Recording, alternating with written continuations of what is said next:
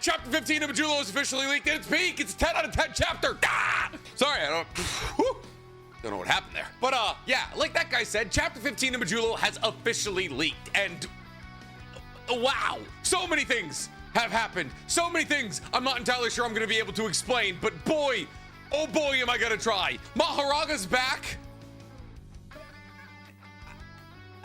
We got to see Dabra's curse technique, and apparently it's so crazy even our mortal human minds can't comprehend it. Weiwi is still alive. Looks like Mei for some reason. Actually, I know the reason. The new Shadow Style School is still kicking. For some reason, we're dropping Yuka out of airplanes. And oh yeah, did I mention that Maharaga is back?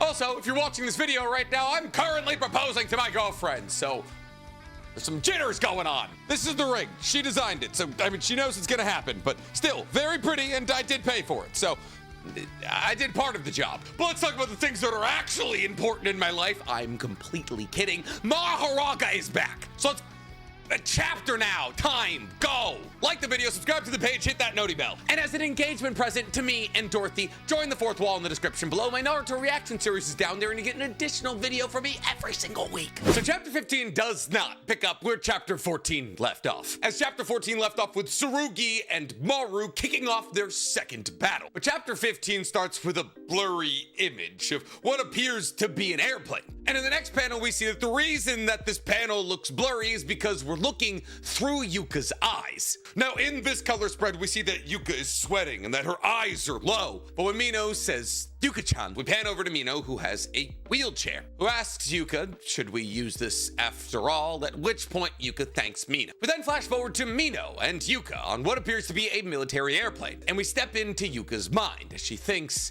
if I do reincarnate, I'd like to come back as your older sister. You know, I've always understood what a little sibling needs. After all, I spent the last 16 years teaching him firsthand. I'll always go easy on him. I'll always let him choose his snack first. I'll actively teach him all the cheat tricks, and I'll help him with his schoolwork as well. And it's this moment that we flash back to Yuka, sitting inside of this cargo military airplane with dark bags under her eyes and cracks in her lips, truly looking like she is at the end of her life. And that's because she is. Yes, we've been told time and time again that she only had a few months to live, but we've learned over the course of the last couple of chapters that her brain cancer is progressing much faster than even her doctors anticipated. She, regardless of this battle against Dabra, does not have much time left. But Mina, who sees Yuka spacing out, calls out her name once again. But in response to hearing her name, she looks up and simply says, brother? Now this confuses Mino, who says, Tsurugi? Question mark? But we once again step into Yuka's head as we see her trying to look at Mino. And I say trying, but because now her vision is not only blurry, but also covered in black spots. And those black spots cover Mino's face, allowing for Yuka to believe that Mino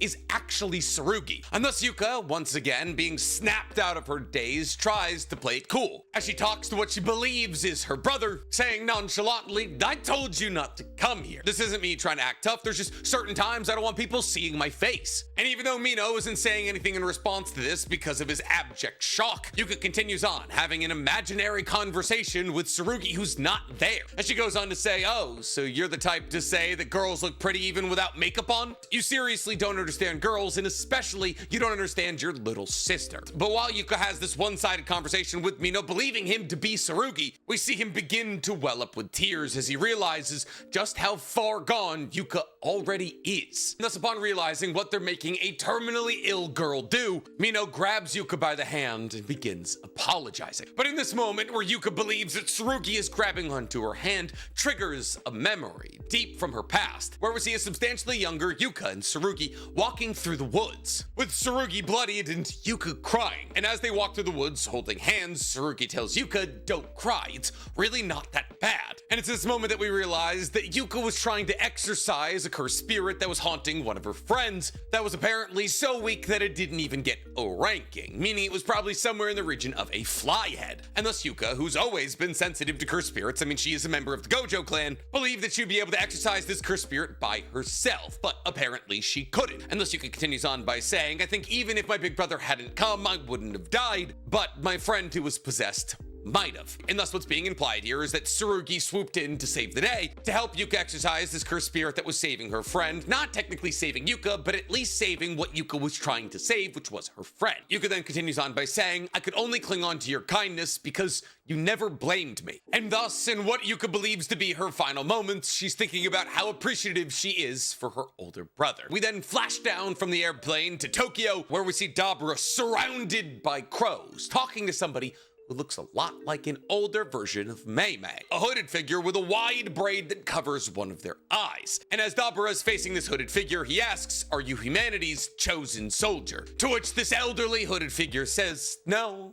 I'm just an old bag of bones. But before the final battle, I, as a representative of humanity's sorcerers, have come to greet you. I am Weiwi, the current head of the new Shadow Style School. Now this moment right here is as cool as it is weird, because all of the crows flying around Dabra seems to imply that Weiwi somehow picked up Mei Mei's curse technique. For those of you who don't remember, outside of the gigantic axe that Mei Mei wielded, she also had a curse technique that allowed for her to control crows. Crows that she could either use for reconnaissance or to attack with. Now this is slightly perplexing because Weiwi had his own curse technique, a teleportation curse technique that he used to get all of the injured sorcerers off the battlefield and to Shoko during the Shinjuku incident in the battle against Sukuna. However, this moment is also revealing to us that Weiwi has become the next head of the new Shadow Style School. And like, that's not necessarily surprising. Kusakabe was already pretty old 70 years ago, and him and Mei Mei specifically broke down the system in the new Shadow Style School, where every single new person who joined the new Shadow Style School's life was leached and given to the head to keep them immortal. And thus Kusakabe probably died at a rather natural age. And it appears as though Weiwi is also not leeching off the life of new Shadow Style School students, as he, or maybe she now, they, seem to have aged at a rather consistent and human rate. Anyways, Weiwi continues on in this dialogue delivered to Dabra by saying, allow me to express my gratitude to you, king from another world. Roughly 70 years ago, a dreadful power shook this nation. But ever since that moment, a regular world has begun to resurface. And alongside that regular world, a happy peace. And thus before long, everyone had forgotten what true power in the hands of evil looked like. And thus people have forgotten what power, what strength, what fear looks like. And thus Weiwi with his long, gangly, and wrinkled hands gestures at the three children in front of him and says, these children know nothing of the pinnacle of strength that a human can hold on to. And these three children, rather interestingly, look exactly like a young Weiwi, a young Mei Mei, and a third child, who I feel like is definitely a reference to somebody from JJK. I can't put my finger on it right now. It's not Shoko, it's not Nobara, it's not Utahime. Like, it might be like Nanako, you know, one of Ghetto's kids, the one that had the green phone that got decapitated by Sukuna. Or it could just be new Shadow Style School Student 3. I don't know, maybe I'm looking too hard. Anyways, Weiwi continues on by saying, you surely would be able to show it. The true terror of the cursed spirits pouring forth from our very own entrails. That is to say that Weiwi is excited to show all of the new students of the new Shadow Style School the highest level of jujitsu sorcery. But Dabra retorts by saying, unfortunately, without a proper opponent, there won't be much of a showing. It would end before I could even put on a display. But in this moment, Weiwi pulls their cloak across their body like a mysterious Disney witch and says, don't worry, I believe you'll be satisfied, and disappears. But while Weiwi disappears, they also say, your loneliness should also be cured. Now, as to what exactly this means, I can't say. Obviously, Dabra has never necessarily been in what one would consider a good situation. As the son of the Deskunte chieftain, Dabra was used as a living weapon for the will of the Deskunte. And as Dabra is a deeply kind person who didn't want to destroy any of the people the Deskunte most likely were destroying, the only reason that Dabra could be forced to do all these things is because of the curse placed on his little sister by the Deskunte chief. However, even now that Dabra has left Sumeria behind, he still lives as a relative outcast amongst the Loomer tribe, whose religion he doesn't understand. And thus Dabra is a man with no nation, a man who fled the Deskunte because they made him kill his best friend, who now lives amongst the Loomer tribe, who he doesn't fully understand. But apparently, all of that is about to change. Because as Weiwi disappears, in the distance we see an airplane flying over Dabra. And it's this point on the next page that we flash on up to that airplane as its cargo hold opens. And we see Mino with tears running down his face, watching Yuka begin to get sucked out the back. But the sickly looking Yuka with a weak smile on her face looks up at what she believes to be Tsurugi and thinks to herself, if I ever do reincarnate, actually, I'd like to be your little sister again, absolving Tsurugi of the sin of being a supposedly bad older brother. And it's at this moment that we see Yuka begin what appears to be a halo jump as she drops in over what's left of Shinjuku, whose landscape was permanently scarred by the battle against Sukuna, with two massive perfect circles carved into its landscape forever by malevolent shrine. And as Yuka falls to the earth with tears in her eyes, she thinks about Tsurugi and thinks about all the moments that he's protected her. And then in an absolutely gorgeous double spread, we see Yuka as she descends down to the ground. And to meet her on the ground is, rather interestingly, a pack of giant toads and wolves, all howling. And Yuka is hitting a somewhat familiar pose as she says, "Sorry for this one, Dabra, but with this sacred treasure, I summon eight-handled sword divine general Maharaga." I'm getting chills just talking about it, dude. Now, a lot needs to be addressed here, like the fact that somehow, some way, Yuka knows how to use the 10 shadows, and that she's practiced enough in the usage of the 10 shadows to be able to summon Maharaga. Now, is this a crazy twist? I mean, yeah, kind of. Yuka wants to be like her grandfather, Yuta. Yuta was not a user of the 10 shadows. The only users of the 10 shadows that we knew in JJK were Megumi, and through the extension of Megumi, Sukuna. And while we don't exactly know how Megumi's story ends up, he's basically the only person who hasn't appeared in Majula up until this point, it's loosely implied that Megumi ends up marrying Hana. We're also told, I believe, I might be wrong here, but I do believe that Megumi becomes the next head of the Zenin clan. And considering the fact that Maki marries Yuta and becomes a member of the Gojo clan, I do believe I'm correct here. Now, it's not crazy to assume in the preparation for the battle against Dabra, Yuka learned how to use the 10 Shadows technique. But the 10 Shadows technique isn't really something you just learn. It, like Infinity or the 6 Eyes, is a technique that you're born with, which is why Megumi being able to use the technique makes him so incredibly important to Sukuna. It is an inherited curse technique passed down through the Zenin bloodline. It's also kind of loosely implied that there's only one user of the 10 Shadows technique at a time, kind of like how there's only one user of the 6 Eyes and the Limitless technique simultaneously at a time. But the 10 Shadows is an inherited technique. That means that Yuka using it right here, right now, means that she inherited the technique. But how would Yuka inherit this technique? Well, through her grandmother, Maki Zenin. Yes, Maki didn't have any curse techniques, but Yuka is still technically a living descendant of the Zenin clan, and thus there is absolutely a possibility that because she is a descendant of the Zenin clan, that she is this generation's inheritor of the 10 Shadows technique. But is she as good a wielder of the 10 Shadows technique as Megumi? Well, it's hard to say. While yes, we've never seen her use anything like the toads, Nue, round deer, or the divine dogs, what we have seen from Yuka in terms of jututsu is her launching slashing attacks from her sharpened claw-like hands, which I guess could have technically been in reference to the divine dogs. On top of this, you don't technically need to be a good 10 Shadow style user to be able to summon Maharaga. Megumi, in the very beginning of JJK, before he's even able to successfully summon Maharaga, is about to summon Maharaga before Gojo shows up. And that's the lowest level of 10 Shadows user we ever see Megumi be. But even with all of that said, that's not saying that Yuka is a bad 10 Shadow style user. Because, well, sure, yes, you don't really need any real skill in the 10 Shadows technique to be able to summon Maharaga. The real skill is defeating and then taming Maharaga. Yuka does do something kind of crazy immediately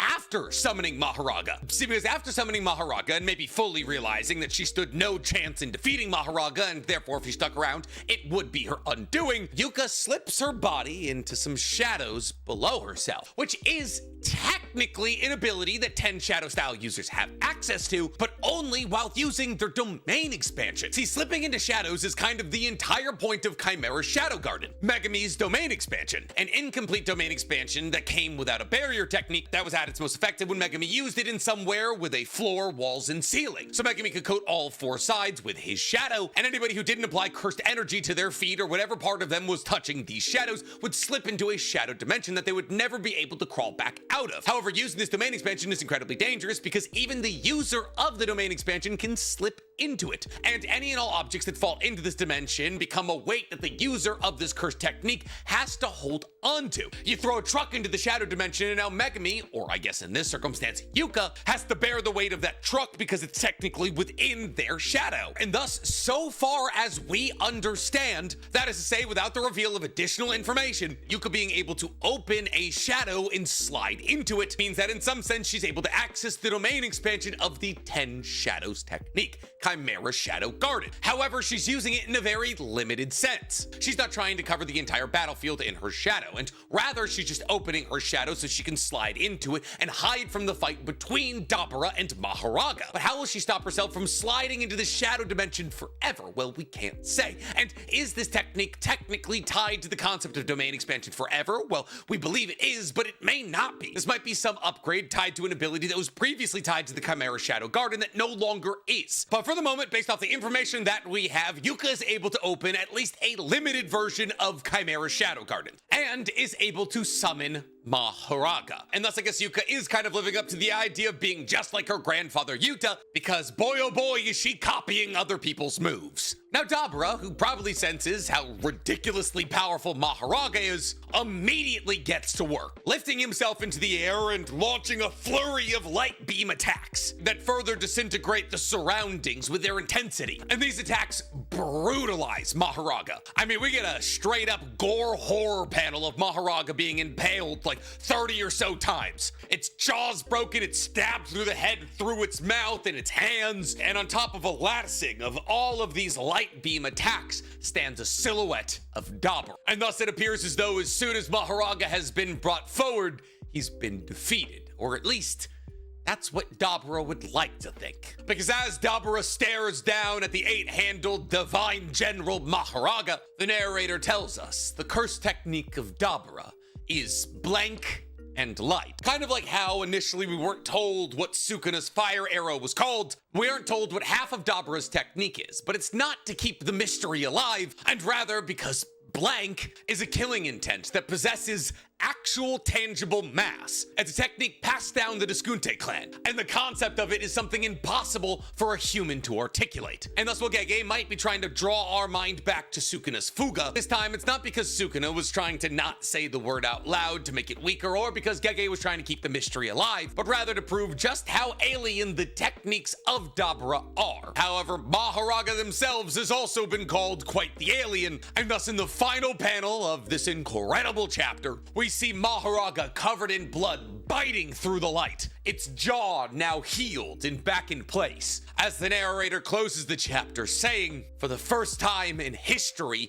Maharaga's adaptation to an extraterrestrial technique has begun. And just like that, chapter 15 comes to a close. And man, there is a lot to debrief on here. One, we got the reveal of Dabra's curse technique. And while there's not a lot for me to extrapolate on what killing intent with actual mass means, the fact that the other part of Dabra's technique is light seems to imply rather conclusively that Dabra is attacking at the speed of light, which makes sense on account of the fact that A, glints like those of Kizaru appear whenever he attacks, and B, Maharaga was completely blitzed by these attacks. But if Dabra's attacks are truly delivered at the speed of light, that is the final nail in the coffin in the conversation as to whether or not Dabra is stronger than Sukuna. Sukuna's speed caps out at hypersonic. While Sukuna was able to land a flurry of blows on Maharaga, implying that Sukuna, just like Dabra, was faster than Maharaga, Maharaga was never as jumped as it just currently was in chapter 15 of Majula. Now, yes, I know what some of you are saying. Nick, not even a full power Sukuna was able to take out Maharaga with just one fire arrow, something that currently Dabra cannot claim, as after all, Maharaga did just survive the curse technique of Dabra. But I'd also like to point out to you that the first attack from Sukuna to Maharaga